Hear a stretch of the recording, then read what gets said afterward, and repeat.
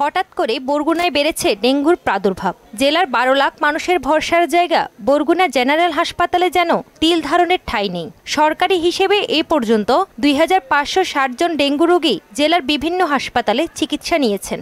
বর্তমানে বরগুনার বিভিন্ন হাসপাতালে ভর্তি রয়েছেন ২৩৭ জন রোগী। ডেঙ্গু প্রতিরোধে কার্যকরী পদক্ষেপ দেখতে চান এখানকার জনগণ। বর্তমান অবস্থায় রোগী কমতেছে না, দিন দিন রোগী বাড়তেছে, তো সবাই সতর্ক না হইলে এ থেকে বাঁচার কোনো উপায় নাই আপাতত। ডেঙ্গু রোগীর জন্য যতটা সেবা বা পরিষ্কার পরিচ্ছন্নতা দরকার অতটা হয়নি এখন পর্যন্ত। অল্প সময়ের ভিতরে যদি এটা নির্মূল না করা সম্ভব হয় তাহলে আগামী দিনগুলোতে যে কি ভয়াবহ পরিস্থিতির ভিতরে যাবে বরগুনা। নানা সংকটের কারণে চিকিৎসা সেবা দিতে হিমশিম খাচ্ছে হাসপাতাল কর্তৃপক্ষ।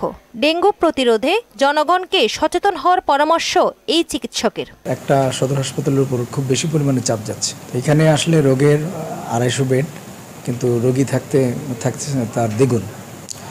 আমরা হিমশিম খাচ্ছি, সবার তো ভর্তি করা সম্ভব না, রাখতেও পাচ্ছি না। যাদের অবস্থা একটু বেশি খারাপের দিকে নিচে তাদের আমরা বরিশাল মেডিকেল উন্নত চিকিৎসার জন্য অথবা ঢাকা মেডিকেল এসব জায়গায় পাঠাচ্ছি।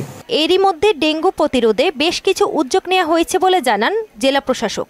বাসাবাড়িতে যে বিষয়টি, এখন বাসাবাড়িটা তো পরিষ্কার রাখার দায়িত্ব হচ্ছে প্রত্যেকটি জনগণের, এবং সে যদি তার দায়িত্ব পালন না করে সে বিষয়ে কিন্তু পৌরসভা আইন আছে, আমাদের অন্যান্য ফৌজদারি যে আইন যেমন সংক্রামক রোগ প্রতিকার ও প্রতিরোধ আইন, এই আইনগুলোতে কিন্তু তাদের বিষয়ে ব্যবস্থা নেওয়া যায়। তো আমরা প্রথমে চেষ্টা করছি তাদেরকে সচেতন করতে।